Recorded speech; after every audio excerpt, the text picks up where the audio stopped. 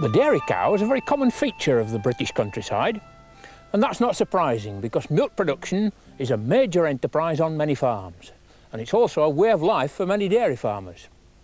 We find dairy farms up in the marginal country, small 20-30 cow herds, right down into the lowlands of intensive large herds, sometimes more than 300 cows.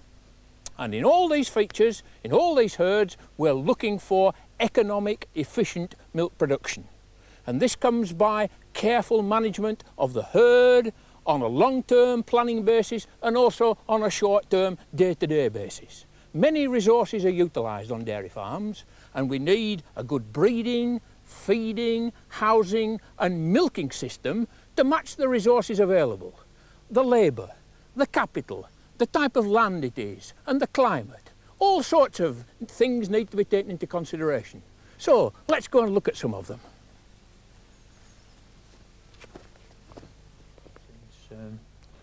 A key factor in successful breeding, and in fact in all aspects of cow management on the dairy farm, is accurate observation and an efficient recording system which enables the herdsman to keep a check on individual cows in the herd and take appropriate action where necessary. Irrespective of the means of recording which are adopted, the keeping of accurate farm records is an essential part of the day-to-day routine on any dairy farm. Profitable milk production needs good management. It needs a lot of decisions taking, and those decisions can only be taken effectively if we have good, reliable information. And that information has to come from outside, not here in the office, come from the cows and the staff. And the good herdsman keeps a notebook where he can write down the things that happen, like when the cow calves, bull calf, the date it calves. So that information can be brought into the office and entered into the daily diary, so that one has then a permanent record. And on many farms one would then look back or look forward in the diary to take action, would want to analyse the information from here to take action. But on the modern dairy farm we have the computer, which is now taking the information into the system so that it will be analysed, processed and provide the information which can then be taken back outside for action. The aim in most dairy farming systems is the establishment of a regular lactation or milk production cycle for the cows in the herd. This is achieved by managing the breeding cycle of each cow so that she produces one calf per year. Milk yields from cows increase rapidly after calving, reaching a peak at anything from 6 to 12 weeks from the birth of the calf, before subsequently declining again over the remaining 30 or so weeks of the average lactation. With the gestation or pregnancy period for the cows being some 280 days, or just over 9 months, in order to ensure a regular yearly lactation and calving cycle, the cow should ideally be served and conceive again within 3 months of their previous calving, thereby achieving an interval between calvings of some 365 to 370 days. In-calf cows usually remain in the milking herd until some 40 to 60 days before their next expected calving, when they are dried off. They are then separated from the main herd and as dry cows are given a rest period from milking, prior to calving again and the establishment of their next lactation cycle. The modern dairy farm can bring in specialists from outside to bring their own special expertise to help run the farm efficiently. We could think of the breeding advisor who comes to help on the selection of bulls, the feed advisor who's particularly good at ration formulation and analysis of the background feeds. There could be the management consultant who comes in to help on the account side and the costings of the enterprise.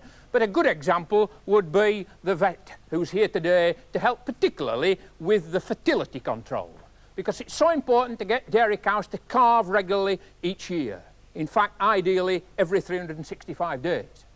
So the vet is here checking cows to see whether they're ready for service, and also those that have been served doing the pregnancy checks. So time is money, let's let him get on with his job.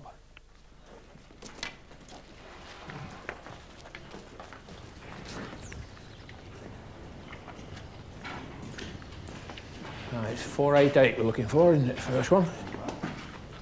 488. Oh, yes, she is. There you go. That's the first one. Artificial insemination, or AI, is the most common method used today for breeding the dairy cow, providing farms throughout the country with an opportunity to breed from selected, proven and tested dairy and beef bulls. Less than 10% of the dairy farms in the country now breed entirely from bulls kept on the farm, though the practice is boosted by a number of farms where a bull is run as a sweeper in addition to a policy of artificial insemination, in order to identify or serve individual cows which may have failed to conceive to AI or which may have been missed during the normal observation and service routine. The practice of on-farm storage of semen is increasing, though the task of artificial insemination is a highly specialised and skilled one and should be carried out only by suitably trained individuals. Sometimes they go straight in and... yeah, there she goes. You want me to hold that syringe for you? Right, yeah. Now then, this one's just a heifer, is she? Come over, lass. Well, here we are. Good, strong, healthy calf, 24 hours old, licked dry, and suckled its mother to get the colostrum or first milk, which will help to protect it from the diseases on the farm. And now it's ready to be separated from its mother. The calf will go off to the calf rearing unit, and the cow, she goes into lactation, joins the dairy herd to be milked twice a day. This is an ideal situation. Good, healthy calf, good, strong, fit cow. The production of calves on the dairy farm is an essential aspect of the whole system, having a direct bearing on the lactation cycle of the cows. Calves are also an important factor in their own right, however, and apart from providing a potential source of replacement stock for cows culled from the herd, calves from the dairy industry are a vital supply source for the country's beef industry and provide the dairy farmer with an important source of additional income. The practice of on-farm rearing of young stock for replacements in the dairy herd really commences with the removal of the calf from its mother at between 24 to 36 hours from birth, and establishing it on a system of milk feeding in suitable warm, dry, well-ventilated calf accommodation. Whatever rearing programme is adopted, there is a fundamental requirement for good stockmanship, adequate facilities and suitable feeding programmes to ensure the healthy development, achievement of target growth patterns and the well-being of all young stock on the farm. It is for many stockmen, however, a particularly rewarding task, and with good management enables the process of rearing homebred calves through to replacement heifers to be controlled to suit the requirements of the individual farm. This is a group of in-calf heifers, homebred ones, coming into an autumn calving herd. There are in fact three main ways of providing heifers for a dairy herd. The first one is to rear them at home, the second is to have them contract reared by another farmer, and the third one is to buy them into the herd. Now these heifers are being home reared because the farmer's got a definite breeding programme. He's trying to improve the genetic material by selecting his best cows and serving them to the best bulls available. And he's also got control of them in the rearing period. But he's using land and grazing, buildings in the winter, and particularly labour and capital. So it's not suitable for every farm. Some small farms who are also interested in the breeding side prefer to let another farmer rear them for them, and then they're brought back to the farm just before calving. But the third method, which is quite common in many herds, particularly again herds where they have limited resource for the rearing, is to buy them into the herd from other farms or from the market. These heifers can come into the herd in the appropriate numbers, the size and age and quality that's required for the dairy herd replacement policy. There's a slight problem in that we may be introducing different strains of disease, so the farmer buying heifer has got to be careful about that particular problem. Now, these heifers are going to calve at the ideal time of around 2 years of age. They're now 20 months old, they've been served when they were 15 months, they'll go out to grass and they'll calve in the early autumn, and that's ideal. But not all farmers find it appropriate to calve in the autumn. In fact, in the west and better grassy areas of the country, then spring calving is more appropriate, where the cows can be out at grass all summer producing a lot of cheaper milk. But here in the eastern side of the country, it's more appropriate to produce a lot of the milk in the winter months on conserve feed, raise the yields, and then produce the tail end of lactation out at grass in the summer when grass is not so readily available. But in fact, cows can calve any month of the year, and farmers really ought to be calculating the economic optimum for their particular herd, be it autumn or even winter or through to the spring. And in fact, some farms calve right the year round. They find it appropriate, particularly producer retailers who need a regular quantity of milk every day of the year. So for some farms, a limited number, then all the year round calving is appropriate.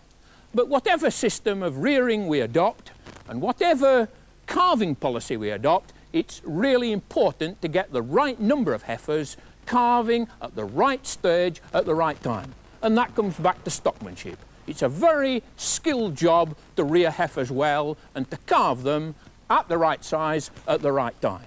Stockmanship. It works well, it's fine. There you go. Look, bit of booze in there. That'd been an abscess by Christmas. But front feet were dangerous in there. I nearly lost my arm, and I thought my arm's worth more than 600 quid. That's right. There are so many stockman's tasks to be done with dairy cows that the staff need to have the skills to do these jobs, but also they need the tackle in the form of a good crush so that the jobs can be done effectively and safely. And here we see feet being done so that the cow will walk better, last longer in the herd. But the staff need time for these jobs. You can't rush this sort of work, and therefore the routine chores, the feeding, the milking, the manure handling have got to be done quickly and effectively, allowing time for jobs such as this, good stockmanship, attention to detail of the health of the cows so that they'll last longer and there will be a lower replacement rate. The average length of productive life for cows in the dairy herd is 4 or 5 lactations, although this may be somewhat variable according to health, productivity, breeding, or even temperament, as well as the economics of the farm. The maintenance of stable herd numbers and milk production levels is therefore dependent on a well-managed policy of providing suitable replacements for animals which are culled for any particular reason. Yeah. There's a small nick there.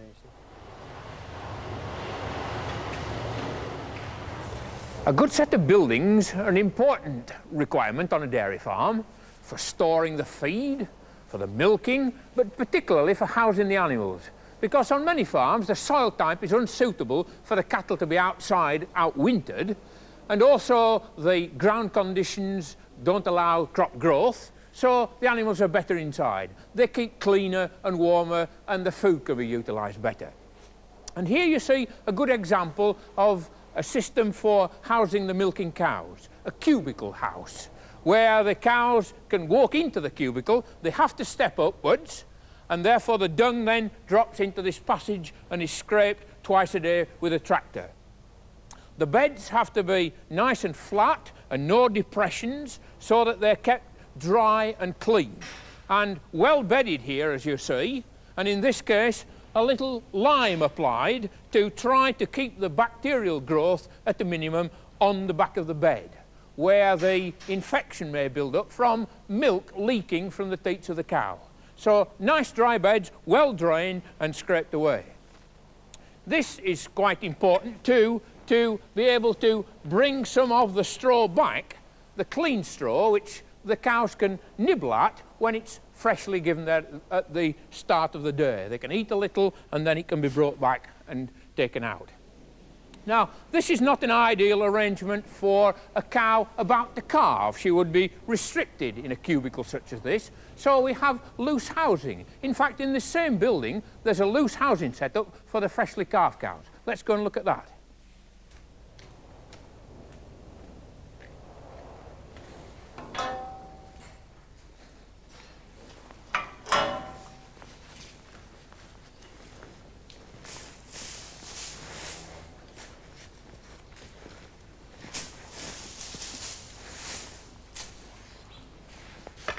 Well, this is the loose-housed yard, or deep straw bed as we call it, giving much more freedom to the cows. They're not constricted by the cubicles, and therefore ideal for a heavily pregnant cow. And the old bull doesn't mind it either. It's a good system for a farm which has adequate straw, in fact lots of straw. A good system where there are cows and corn on a farm, and also a farm that needs farmyard manure, because using all this straw you do make a lot of manure, and so if you're carrying root crops on the farm and need manure, that works in very well as well. There's quite a daily requirement for straw in terms of labour for spreading, but not the daily requirement to remove the manure as you would in the slurry system. This is allowed to build up and then it's cleaned out 2 or 3 times during the winter. So quite a useful system for an arable farm carrying cows. They look very content. I think we'd better let them rest.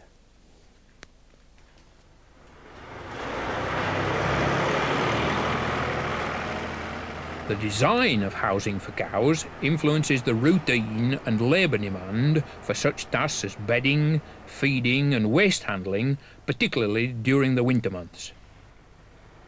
A major consideration in the choice of such a housing system is the availability of bedding material on the farm and the subsequent systems of waste handling. Come on, guys. Come along, guys. Waste handling in such systems is most often a daily requirement, and the methods of handling the waste usually involves more costly mechanisation and storage facilities. Here too, suitable building layouts, allied to mechanisation and in certain cases automation, have considerably streamlined the task of dealing with muck on the dairy farm. Regulations governing the safe storage and disposal of animal waste from the farm are understandably sensitive. Particularly during the winter months, therefore, when the practice of applying slurry or manure as a natural fertiliser back to the land is often impractical, it is essential that the farm is able to cope with the volume of muck which may need to be held in store. Slurry lagoons, tanks and pits and manure heaps or clamps are therefore an essential feature of the dairy farm. They are, however, a very real source of danger to both the unskilled and the unwary, and though stringent safety measures are designed to safeguard such muck storage facilities, the most common sense advice to those who have no business to be in their vicinity is to keep well away.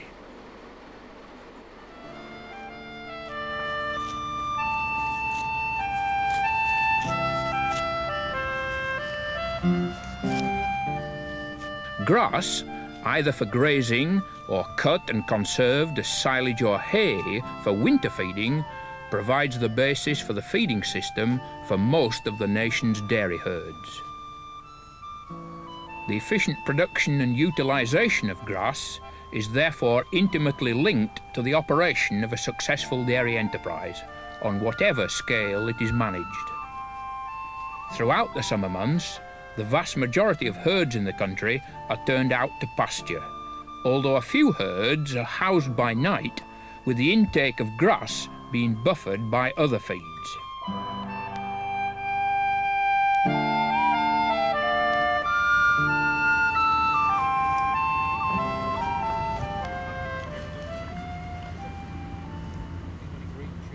Managing the grazing to minimise wastage and to feed it at its optimum growth stage is an important task, and will be influenced by both the amount and type of grass available and the stocking rates on the farm. Summer grazing's a very important time on the dairy farm, and it's all right growing the grass, but it's got to be utilised well. And we need to provide the cows with the right amount of grass without wasting it. And there are 3 recognised methods used in the country for rationing the grass or providing the appropriate amount of grass for the cows. The first is to divide the field with an electric fence, as you see here, which we call strip grazing. And so the time is involved moving the fence after each milking. And there's a decision to be taken there as to how far to move it. An alternative system is not to have the labour involvement in this system, but to allocate a total area for the cows for the season, and to adjust the stocking rate with cow numbers, and also adjust the growth of the grass with fertiliser. But there's a third system, which is perhaps a nice compromise between the two, and that's to divide the area into paddocks with semi-permanent or permanent electric fencing, so that the herdsman moves the cows from one paddock to another in rotation throughout the season. And if there's surplus grass, then he can take 1 or more paddocks for conservation. And even with this strip grazing system, if part of the field is not required, then it can be cut and made into silage. So it is quite important to provide the cows with adequate feed, but not to allow them to have too much and waste it. And so there are the 3 systems: strip grazing, paddocks and set stocking. Here we see strip grazing, and I'd better get this fence moved before the cows come back from milking.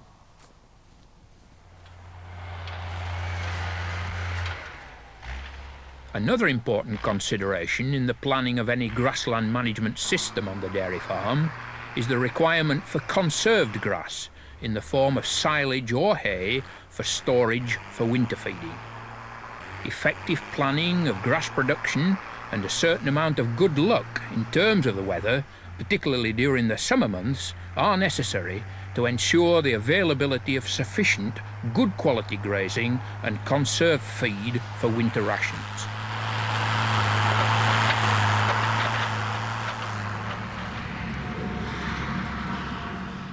The familiar sights through the year of seed drills, rollers, fertiliser spreaders, foragers, mowers and balers, all busy preparing, treating and harvesting the grass crop, provide a clue to the importance which is attached to the production of good grassland and to the mechanisation and labour demand which is an essential part of the modern dairy farm.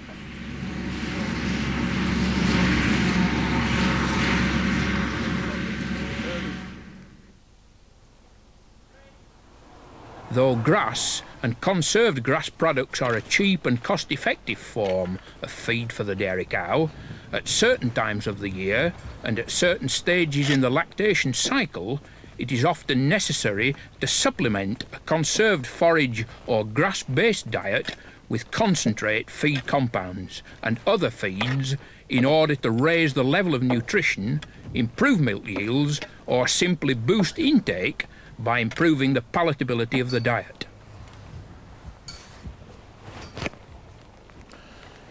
Feeding the modern herd is not just a matter of putting food in front of the animals. There's a lot of science and technology in getting the feeding right to produce efficiently. It may be all right in the dry period for cows such as these in-calf heifers to have silage only, and for dry cows during the 60 days or so that they are dry, silage only or grass may be quite adequate. But for the 300 days that they're in milk, then they do need other requirements. And it depends upon the stage of the lactation. There's early, mid and late lactation. And in early lactation, the appetite of the cow is low because the calf has been compressing the body cavity, the space in the body cavity for the rumen during the pregnancy. And when the cow calves, then it takes some time for the rumen to expand again. So in early lactation, we're looking at low appetite, but we need to get in energy, protein and minerals as well. So we need to concentrate the diet. So in fact we do feed concentrates, that's why we call them concentrates, in early lactation. We add them to the other background feeds to increase the nutrient content. And so we're adding the concentrates like that. We may even provide shorter chopped silage than the long material, which is more difficult for the animals to consume. We may even use this sort of material. We may also add alternative feeds, such as brewer's grains or sugar beet pulp. This is sugar beet pulp. It adds palatability to the diet, so the cows will eat more of the diet, and that's very important in early lactation. So as well as these sort of foods, we do need to have a feed such as hay to give us the fibre that is also essential in the rumen to help the bacteria to digest the other feeds. Could be clean straw, but a little hay does really help in early lactation. So you can see we need these various commodities to make sure the diet is right. Now, in mid and late lactation, we can reduce the amount of expensive concentrated feeds and rely more on the background feeds. And in late lactation, if the material is of high quality, then it can be fed solely without concentrates. So there you see that we've got different stages of the productive year, different constituents, and we need to mix them in different ratios depending upon that stage. So it's not straightforward.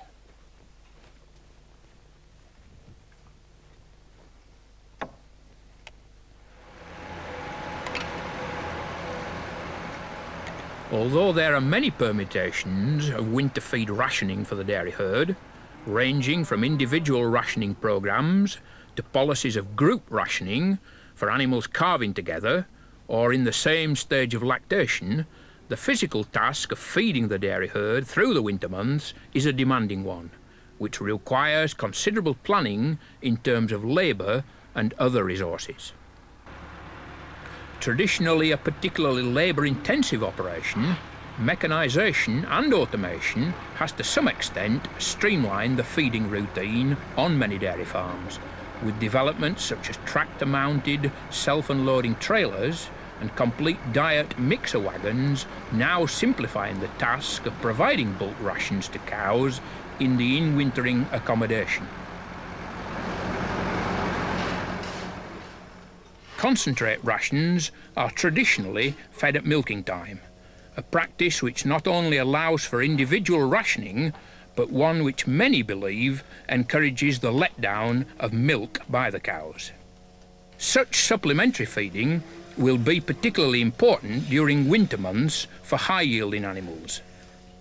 Methods of providing this range from the automatic out-of-parlour feeders to the more traditional methods of trough feeding by providing a flat rate or adjustable concentrate ration fed with the bulk forage-based feeds. Although the running of a number of the smaller marginal dairy farms is still carried out along more traditional lines, the introduction of improved facilities, mechanisation and other new technologies have made a considerable impact on the routine running of many of the country's dairy farms.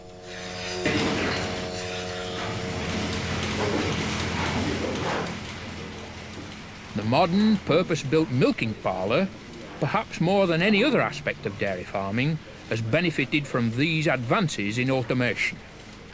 The milking routine has been transformed with the advent of pipeline milking and developments such as automatic cluster removal, milk yield recording and bulk storage and cooling facilities. Can you let go at one without flooding the line?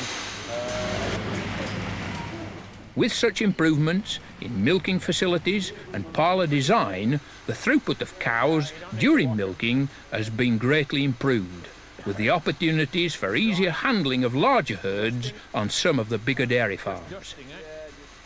Extra productivity and better working conditions, however, are not the only benefit. Improvements in the techniques of milking, storage and collection of milk on the farm have taken place alongside similar advances in milk hygiene and sampling procedures carried out by the milk marketing boards to ensure that the high standards of milk quality in this country are maintained for the benefit of the consumer.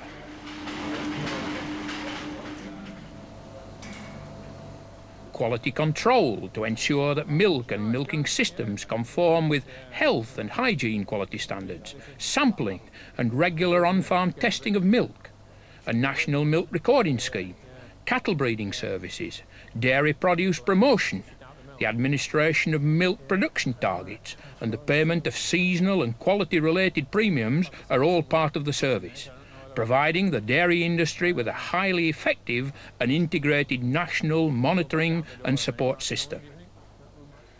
The individual dairy farmer then operates a system of management of the dairy herd which not only suits the environment and economics of the farm, but which meets the standards and requirements of a national and international market for dairy products. With so many different tasks and factors involved in the operation of a successful dairy production system, there is understandably a great deal of emphasis on requirements for new developments in almost all aspects of dairy production, and for the continuing availability of suitably skilled and motivated individuals at all levels throughout the dairy industry. Well, as we've seen, dairy farming is a complex business. It involves a lot of modern technology, and that has to change. It's all the time changing to cope with the changing economic environment in which dairy farmers are having to operate. But there's still chance to make a living with dairy cows if we get it right. Good cows, well bred, plenty of good feed, attention to detail in stockmanship and particularly in business management, controlling the whole operation.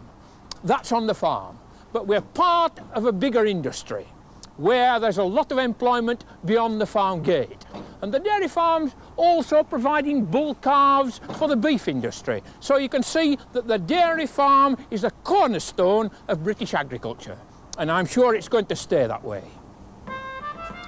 Okay, that's all the month's records, all the samples. Fine. See you tomorrow. Yeah. Thanks very much. All the best. Yeah.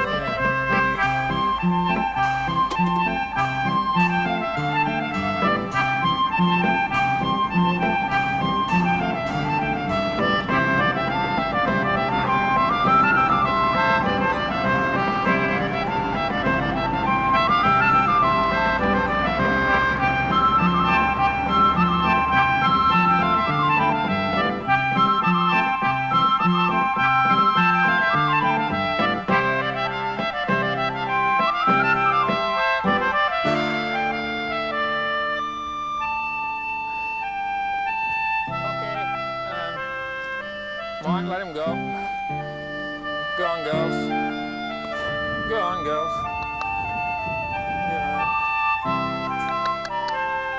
Go on. Steady. Steady you go. Go on. Go on. Go on, go.